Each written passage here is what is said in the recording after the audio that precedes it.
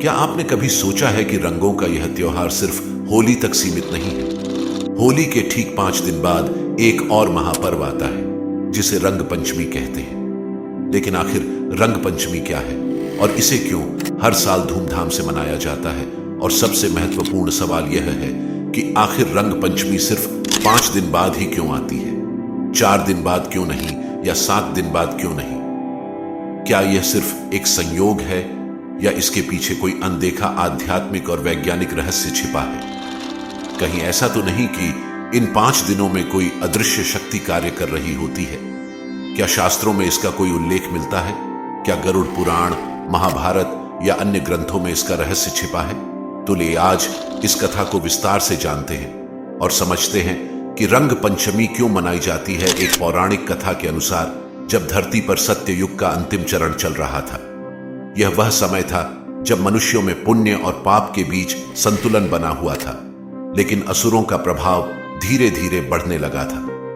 इन्हीं असुरों में सबसे भयानक था रक्तजंघासुर, जिसे महाकाली के शाप से अमृतत्व प्राप्त था।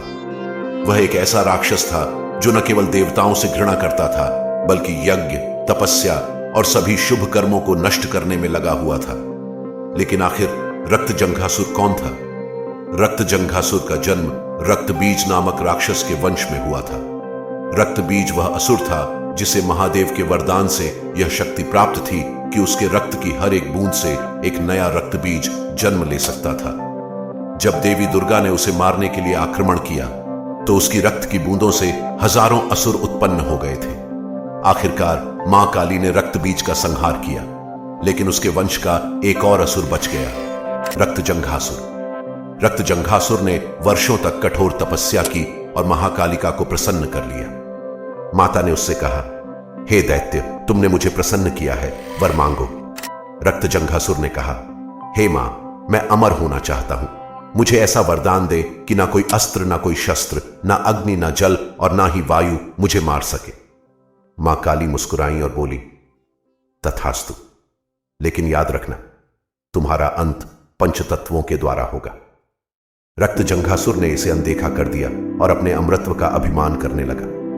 जब रक्तजंघासुर ने यज्ञों को नष्ट करना शुरू किया, अब उसके मन में एक ही लक्ष्य था, संपूर्ण ब्रह्मांड से धर्म और पुण्य को समाप्त करना। अब उसने अपने भाई बांधा और के साथ मिलकर सभी देवताओं पर आक्रमण करना शुरू कर दिया। पहला आक्रमण स्वर्गलोक पर हुआ, जिसे स्वर्गलोक पर हाहाकार मच गया। दूसरा आक्रमण देवराज इंद्र की अमरावती नगरी पर हुआ, जिसमें अमरावती नगरी को पूरी तरह से रौंद दिया गया। पृथ्वीलोक पर यज्ञ की बेदियां तोड़ी जाने लगी, अर्षियों के आश्रमों को जला दिया गया। स्वर्गलोक में हाहाकार मच गया। यज्ञों से उत्पन्न होने वाली सकारात्मक ऊर्जा देवताओं की शक्ति का मुख्य स्रोत थी। जब पृथ्वी पर यज्ञ बंद हो गए तो स्वर्गलोक की ऊर्जा भी क्षीण होने लगी। देवताओं ने भगवान विष्णु से प्रार्थना की, हे जगत के पालनहार, यह दैत्य हमारी यज्ञ शक्ति को नष्ट कर रहा है, जिससे पृथ्वी पर अधर्म बढ़ता जा रहा है। हम इस दैत्य को कैसे रोक सकते हैं? भगवान विष्णु ने कहा, इस असुर का अंत किसी अस्त्र शस्त्र से नहीं होगा। इसे नष्ट करने के लिए पंच तत्वों की ऊर्जा का प्रयोग करना होगा। भगवान विष्णु की बात सुनकर सभी देवी देवता ने मिलकर पृथ्वी, जल, अग्नि, वायु और आकाश को जागृत करने के लिए एक विशेष अनुष्ठान किया। पृथ्वी से लाल रंग प्रकट हुआ, जो शक्ति और ऊर्जा का प्रतीक बना। जल से नीला रंग उत्पन्न हुआ, जो शांति और स्थिरता का प्रतीक था। अग्नि से पीला रंग निकला, जो ज्ञान और प्रकाश का प्रतीक था। वायु से हरा रंग उत्पन्न हुआ, जो जीवन और संतुलन को दर्शाता था।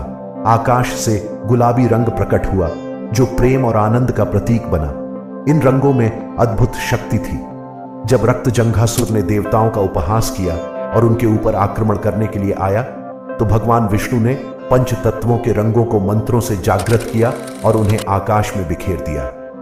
जैसे ही ये दिव्य रंग रक्तजंघासुर के शरीर से टकराए, वह तड़पने लगा।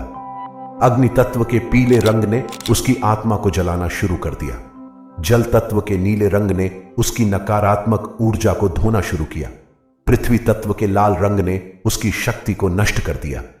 वायु तत्व के हरे रंग ने उसकी गति को रोक दिया। आकाश तत्व के गुलाबी रंग ने उसकी चेतना को समाप्त कर दिया। धीरे धीरे रक्तजंघासुर की शक्ति क्षीण होने लगी और वह पूरी तरह नष्ट हो गया। जब रक्तजंघासुर का अंत हो गया तो देवताओं ने खुशी में रंग उड़ाए। आकाश से रंगों की वर्षा होने लगी और संपूर्ण ब्रह्मांड में एक दिव्य आभा फैल गई। ब्रह्मा जी ने घोषणा की, आज का दिन सदा के लिए पुण्य का प्रतीक रहेगा। इस दिन पंच तत्वों की शक्ति जागृत होगी और अधर्म का नाश होगा। इसे रंग पंचमी के रूप में मनाया जाएगा।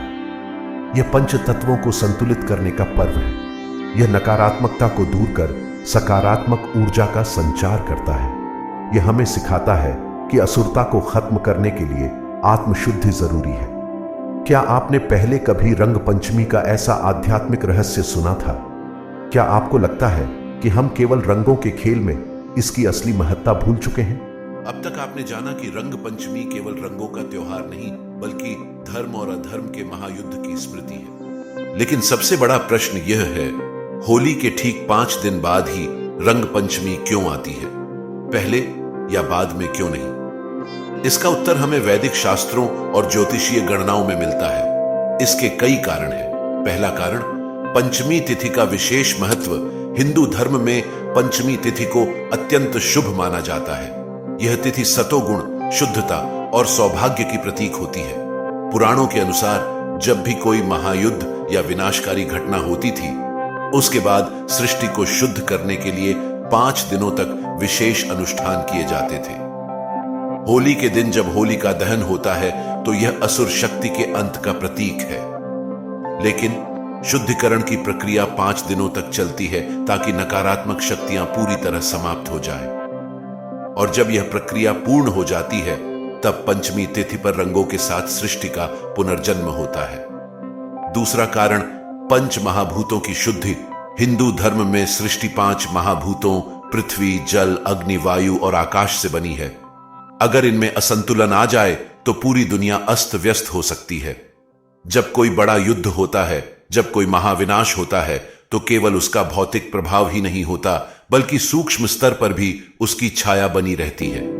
रक्तजंघासुर के अंत के बाद भी उसकी नकारात्मक ऊर्जा सृष्टि में बनी हुई थी। इसे समाप्त करने के लिए इन 5 महाभूतों को शुद्ध किया गया। पहला दिन, अग्नि की शुद्धि। होलिका दहन से सभी नकारात्मक ऊर्जाएं जल गईं। यह ऊर्जा को संतुलित करने का पहला चरण था। दूसरा दिन, वायु की शुद्धि। तीसरा दिन, जल की शुद्धि। चौथा दिन, पृथ्वी की शुद्धि। 5वां दिन, आकाश की शुद्धि। तीसरा कारण, ज्योतिषीय गणना। क्या आपने ध्यान दिया है कि होली पूर्णिमा के दिन आती है? पूर्णिमा का मतलब होता है चंद्रमा की अधिकतम ऊर्जा। लेकिन पंचमी तिथि तक आते आते सूर्य और चंद्रमा दोनों की ऊर्जा संतुलित हो जाती है। और जब यह संतुलन बन जाता है तब रंग पंचमी के रंगों से पूरी सृष्टि नई ऊर्जा से भर उठती है। यही कारण है कि रंग पंचमी हमेशा होली के ठीक 5 दिन बाद ही आती है। चौथा कारण, आध्यात्मिक शुद्धि और ऊर्जा संतुलन। होली केवल बाहरी शुद्धि का पर्व नहीं बल्कि यह आंतरिक शुद्धि का भी प्रतीक है। लेकिन क्या आत्मा को केवल एक दिन में पूरी तरह शुद्ध किया जा सकता है? नहीं। इसलिए आध्यात्मिक रूप से 5 दिनों तक ध्यान, मंत्र जाप और साधना की जाती थी। और जब यह साधना पूर्ण हो जाती थी तब रंगों के माध्यम से आत्मा के उत्थान का उत्सव मनाया जाता था। यही कारण है कि रंग पंचमी केवल शारीरिक उत्सव नहीं बल्कि आत्मा के पुनर्जन्म का भी प्रतीक है। तो अब आप समझ गए होंगे कि रंग पंचमी केवल होली का विस्तार नहीं बल्कि एक गहरी आध्यात्मिक प्रक्रिया का अंतिम चरण है। यही कारण है कि रंग पंचमी हमेशा होली के ठीक 5 दिन बाद आती है, ना एक दिन पहले ना एक दिन बाद। तो अब आप समझ गए होंगे कि रंग पंचमी केवल होली का विस्तार नहीं बल्कि एक गहरी आध्यात्मिक प्रक्रिया का अंतिम चरण है। जब भी आप रंगों से खेलें, याद रखें ये वही रंग हैं जिन्होंने अधर्म को हराया था, नकारात्मक ऊर्जा को समाप्त किया था और सृष्टि को एक नया जीवन दिया था। यही कारण है कि रंग पंचमी हमेशा होली के ठीक 5 दिन बाद आती है, ना एक दिन पहले ना एक दिन बाद। अगर आपको यह वीडियो पसंद आया और इससे कुछ नया सीखने को मिला तो वीडियो को लाइक जरूर करें। और अगर आप ऐसे ही रहस्यमयी, ऐतिहासिक और ज्ञानवर्धक वीडियो देखना चाहते हैं तो चैनल को सब्सक्राइब करें और बेल आइकन दबाएं ताकि हमारी हर नई वीडियो की सूचना आपको सबसे पहले मिले। और कमेंट में जय श्री कृष्ण अवश्य लिखें। हम आपके लिए और भी ऐसे ही अद्भुत रहस्यों को उजागर करते रहेंगे, तो जुड़े रहिए हमारे साथ, जहां हर कहानी में छिपा होता है एक नया रहस्य।